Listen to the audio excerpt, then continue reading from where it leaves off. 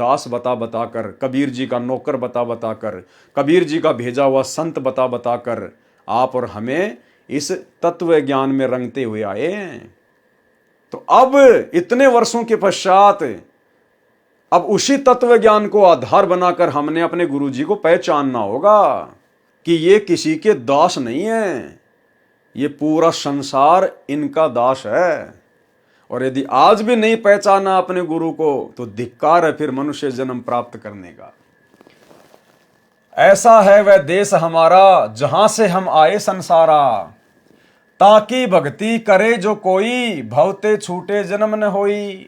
ताकि भक्ति करे जो कोई, यानी जो सतलोक में परमात्मा रहता है, यदि उसकी कोई भक्ति करेगा तो उसका कभी दोबारा फिर जन्म नहीं होगा, वो जन्म मरण में नहीं आएगा। तो आज हम किसकी भक्ति कर रहे हैं? जन्म मरण से दूर होने के लिए सतगुरु रामपाल जी की भक्ति कर रहे हैं। और यहां क्या कहा जा रहा है? ताकि भक्ति करे जो कोई भवते छूटे जन्म न होई।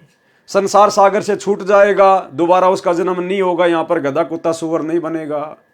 किसकी भक्ति करने से? उस परमपिता परमेश्वर की भक्ति करने से। तो हम किसकी भक्ति कर रहे हैं आज? अपने गुरुजी की। तो हमारे गुरुजी कौन हुए? जो जन्म और मरण से छुड़ाने का ठेका ले रहे हैं, गारंटी दे रहे हैं, प्रॉमिस कर रहे हैं। तो कौन हुए फिर हमारे गुरुजी? स्वयं कबीर परमेश्वर, वही भगवान जिस भगवान के विषय में कहा जा रहा है ताकि भक्ति करे जो कोई भवते छूटे जन्म न होई। वहां जाए जीव करे विलासा, अमर लोक में नहीं जीव का नासा। और उस सतलोक में जाने के बाद फिर ये जीव वास्तविक आनंद भोगेगा, विलास भोगेगा। विलास यानी इसमें सब प्रकार के आनंद आ गए, रंग रेलियां आ गई, मौज मस्ती आ गई, ऐसो आराम आ गए। यानी जो सुख हम यहां पर भोग विलास में अनुभव करते हैं, शारीरिक संबंध बनाते समय पति पत्नी मिलन में जो सुख हम यहां पर महसूस करते हैं, परमेश्वर कहते हैं वो तो झूठा सुख है, वो तो सुख की फोटोकॉपी भी नहीं है। सतलोक में जो वास्तव में सुख है ना, यहां के संभोग क्रिया में भी उस सुख की फोटोकॉपी भी नहीं है। तुम्हें तो चीनी के भरोसे नमक खिलाया जा रहा है, नमक। तो गुरुदेव भगवान संकेत कर रहे हैं यहां पर कि वहां जाए जीव करे विलासा, कि जो भोग विलास में तुम यहां पर आनंद ले रहे हो ना, वो वास्तविक आनंद भी तुम्हें सतलोक में ही मिलेगा, सतलोक में ही। लेकिन कब? जब यहां के नकली भोग विलास की इच्छा छोड़ोगे तब। वहां जाए जीव करे विलासा, अमर लोक में नहीं जीव का नाशा। कहे कबीर सुनो धर्मदासा, आदि नाम कहो तुम पासा। मूर्ख सतगुरु मर्म न पावे, भव सागर में भटका खावे। जो मूर्ख शिष्य होगा वो सतगुरु के भेद को जान नहीं पाएगा, वो सतगुरु रूप में आए हुए परमात्मा को पहचान नहीं पाएगा। मूर्ख सतगुरु मर्म न पावा और भव सागर में भटका खावा। यानी सतगुरु को ही परमेश्वर मानकर भक्ति करनी पड़ेगी। यदि तुमने सतगुरु के भेद को नहीं जाना, सतगुरु की वास्तविकता को नहीं जाना कि सतगुरु खुद ही कबीर है, तो कहते फिर इस भवसागर में भटके खाएगा, फिर भटके खाएगा। मूर्ख सतगुरु मर्म न पावे, भवसागर में भटका खावे। उपरोक्त वाणियों का भावार्थ समझाने की आवश्यकता नहीं है, अपने आप ही स्पष्ट हैं, सेल्फ स्पीकिंग हैं। प्रश्न 28 बोध सागर में गुरु की महिमा का कुछ ज्ञान है। ज्ञान बोध पेज 29 का सारांश। परमेश्वर कबीर जी ने अपने को छुपाकर कहा है कि सत्य पुरुष ने मुझे जीवों को समझाने के लिए भेजा है। वास्तव में कबीर जी ही परमेश्वर हैं।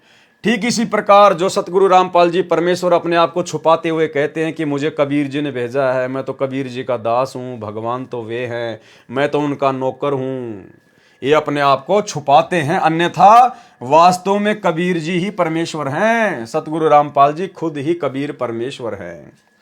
हम हैं सतलोक के वासी, दास कहाए प्रकटे काशी। कि दास तो केवल उन्होंने आप और हमारे लिए लगाया, अपने आप को भगवान ने दास कहा, हम भक्तों को दास की परिभाषा समझाने के लिए। अन्यथा वो दास नहीं है, पूरा संसार उनका दास है। हम हैं सतलोक के वासी, दास कहाए प्रकटे काशी। तो आज भी गांव धनाना, जिला सोनीपत, हरियाणा में 8 सितंबर 1951 को संत रामपाल दास के नाम से ही परमात्मा प्रकट हुए हैं। कलयुग में काशी चली आए, जब हमरे तुम दर्शन पाए, तब हम नाम कबीर धराए, काल देख तब रह मुरझाए। दे नहीं और दर्शय देही, जग ना चीने पुरुष विदेही। कि धर्मदास तेरे जैसा शरीर नहीं है मेरा, देह नहीं और दर्शय देही, कि तेरे को केवल ये शरीर दिखाई दे रहा तेरे जैसा, लेकिन ये तेरे जैसा शरीर नहीं है। देह दर्शय पर देही नहीं, ये तुम्हारी तरह हाड़ मांस का मेरा शरीर तो दिखाई दे रहा है, लेकिन वास्तव में ये शरीर नहीं है, देही नहीं है, तुम्हारे जैसा नहीं है। क्या कह रहे हैं? देह नहीं और दर्शय देही, जग ना चीने पुरुष विदेही। ये संसार उस विदेही परमात्मा को नहीं पहचान पाता। कैसे? एक छोटा सा सत्संग जो आपको बार बार सुनाते हैं। धर्मदास जी को परमात्मा कह रहे हैं कि धर्मदास मेरा शरीर तेरी तरह नहीं है, मेरी देह विलक्षण है, विलक्षण नूरी है, ये हाड़ मांस की नहीं है तुम्हारी तरह। और क्या कहा कि मेरा शरीर विलक्षण है, था भी और है भी। सत्संग कौन कर रहे हैं? गुरुदेव भगवान। क्या कह रहे हैं? था भी और है भी। था कब? 650 साल पहले। और है कब? वर्तमान में। था भी और है भी, यानी वर्तमान में भी मेरी विलक्षण देह, नूरी देह, हाड़ मांस का शरीर नहीं है। जैसे धर्मदास ने धोखा खाया, वैसे ही तुम खा रहे हो अपने गुरु को मानुष मान के। और फिर क्या कहा? उस समय प्रकट थे, अब भी है। गुरुदेव ने क्या कहा? उस समय प्रकट थे। कब? 650 साल पहले। अब भी है। अब कब?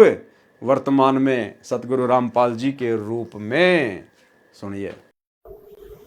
और धर्मदास का भी शरीर था, लेकिन परमात्मा भी देही कहा करते, विलक्षण देही थी उनकी, साकार है, थे भी है भी। उस समय प्रकट थे, अब भी है। उस समय प्रकट थे, अब भी है। उस समय प्रकट थे, अब भी है। उस समय प्रकट थे, अब भी है। उस समय प्रकट थे, अब भी है। और इसी प्रकार इस मंत्र को विधेय मंत्र का, क्योंकि ये नी शब्द अक्षर के माही, अक्षर के अंदर है, ये सार शब्द भी अक्षर में है। अब जो प्रसंग चल रहा है, तो भाई और बहनों, हमने गुरुदेव के संकेतों को ही समझना पड़ेगा। शब्द सैन सतगुरु की पहचान है, पावे अटल सुहाग रे। हमें तो समझ में आ गया सत्सेवक भाई बहनों को। आप आश्रमों से जुड़े हुए भाई बहनों को समझाने के लिए सारा प्रयत्न किया जा रहा है, ये वीडियो बनाए जा रहे हैं परमात्मा की सत प्रेरणा से। समय रहते इसका फायदा उठा लो, अन्यथा भटके खाओगे, भटकते रह जाओगे। यहां पर देह नहीं और दर्शय देही, जग ना चीने पुरुष विदेही। नहीं बाप ना माता जाए, अवगत से हम चलाए। नहीं बाप ना माता जाए, यानी सतगुरु का कोई माँ बाप नहीं होता है। अवगत से चलाए, सतलोक से चलकर आए सह शरीर। इसीलिए गरीबदास जी ने अपनी वाणी लिखी है हम बिचली पीढ़ी वाले भक्तों के लिए। गरीबदास जी ने क्या कहा कि सतगुरु दिल्ली मंडल आईसी, सूती धरनी सुम जगाईसी। असुर निकंदन रामायण में वाणी पढ़ते हैं ना हम। गरीबदास जी क्या कह रहे हैं? सतगुरु दिल्ली मंडल आईसी और सूती धरनी सुम जगाईसी। गरीबदास जी कह रहे हैं कि जो मेरे सतगुरु हैं, जो मुझे जिंदा बाबा के रूप में मिले थे छुडानी में, खेतों में, कहते हैं वही मेरा सतगुरु आगे चलकर दिल्ली मंडल में आएगा, बिचली पीढ़ी में। सतगुरु दिल्ली मंडल आईसी। दिल्ली मंडल में कौन आया? 8 सितंबर 1951 को सतगुरु रामपाल जी भगवान आए, गांव धनाना, जिला सोनीपत में। तो कौन है सतगुरु रामपाल जी, जिनके विषय में गरीबदास जी ने पहले कह दिया 300 साल पहले? उसी गरीबदास जी के सतगुरु है, जो सतगुरु जिंदा बाबा के रूप में गरीबदास जी को मिले थे। कौन? कबीर जी। गरीबदास जी अपने उसी सतगुरु के विषय में कह रहा है कि मेरा सतगुरु कबीर आगे चलकर दिल्ली मंडल में आएगा।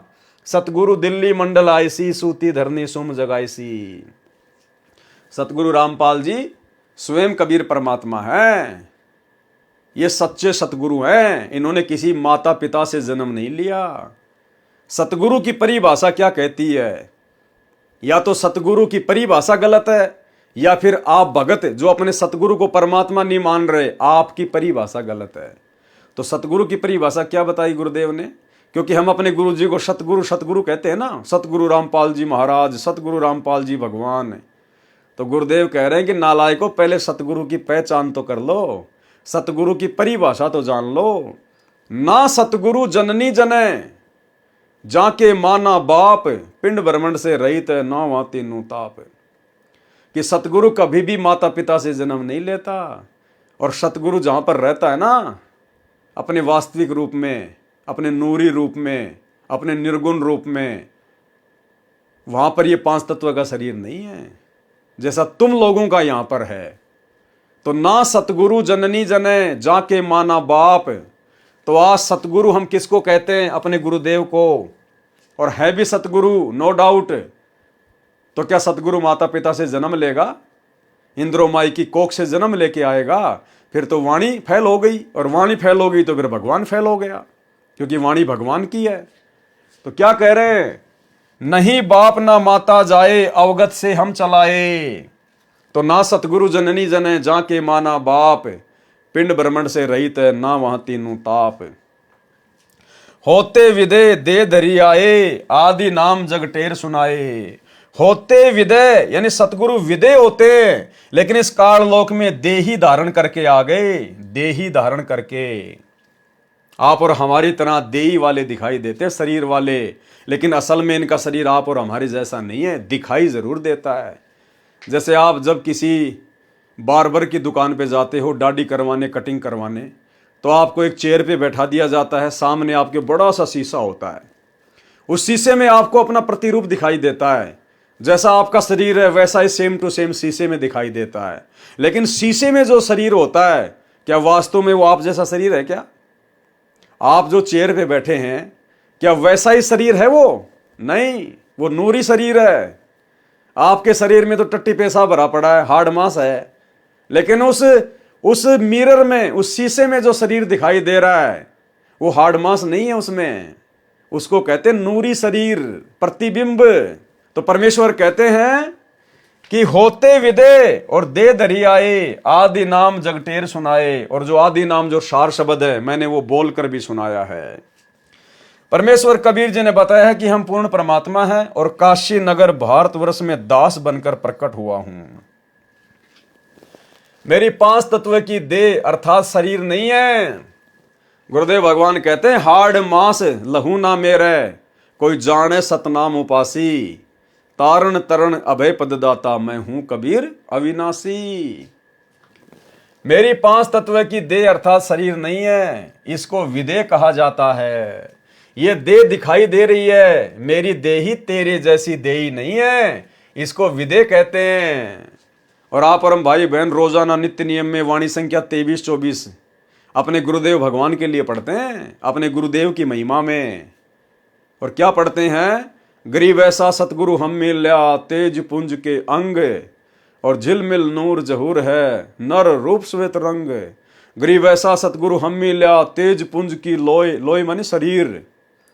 गरीब ऐसा सतगुरु हम मिल्या, तेज पुंज की लोय, तन मन अर्पूं शीस को होनी होय सु होय।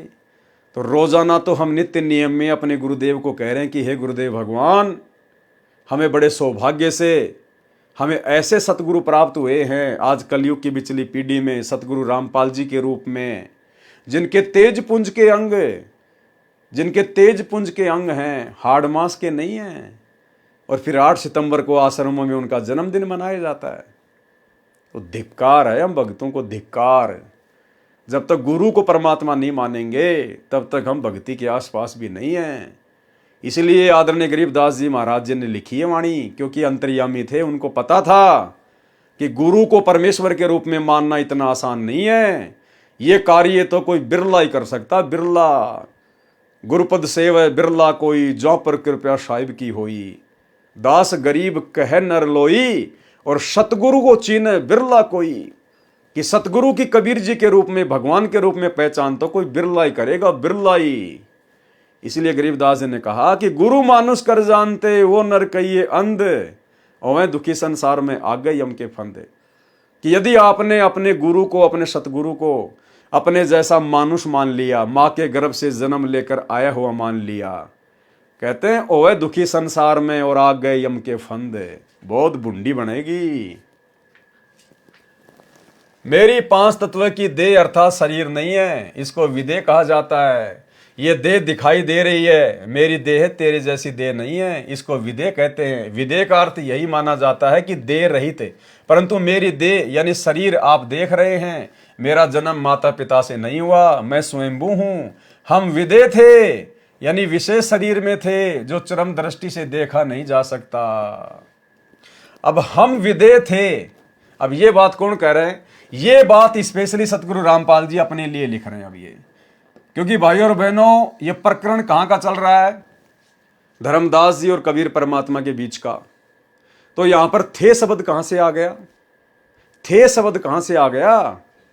बाकी तो यही कहा जा रहा है कि मैं स्वयंभू हूं, क्योंकि धर्मदास जी को समझाया जा रहा है उस समय कि मैं स्वयंभू हूं।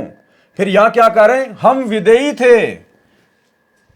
अगर कबीर जी अगर उनको ये बात कह रहे हैं धर्मदास जी को कि हम विदेही थे, तो क्या जिस समय धर्मदास जी के सामने थे तो क्या उस समय वे विदेह नहीं थे? फिर यहां पर यह क्यों कह रहे हैं कि हम विदेही थे, तो क्या उस समय नहीं थे विदेही? ये बात सतगुरु रामपाल जी लिख रहे हैं, क्योंकि इस पुस्तक के लेखक सतगुरु रामपाल जी हैं। आप और हमें संकेत कर रहे हैं बीच में कि हम विदेही थे, यानी 650 साल पहले मैं ही था वो कबीर। उस समय मैं विदेही था और अब भी तुम मुझे पहचानो। हम विदेह थे यानी विशेष शरीर में थे जो चरम दृष्टि से देखा नहीं जा सकता, यानी अधिक प्रकाश में विलक्षण शरीर है, उसके ऊपर अन्य चोला शरीर पहनकर हम आए हैं। मैं चारों युग में आया हूं, चारों युग के चार नाम रहे हैं। चारों युग के चारों नामा, माया रहित रहे तिमी ठामा।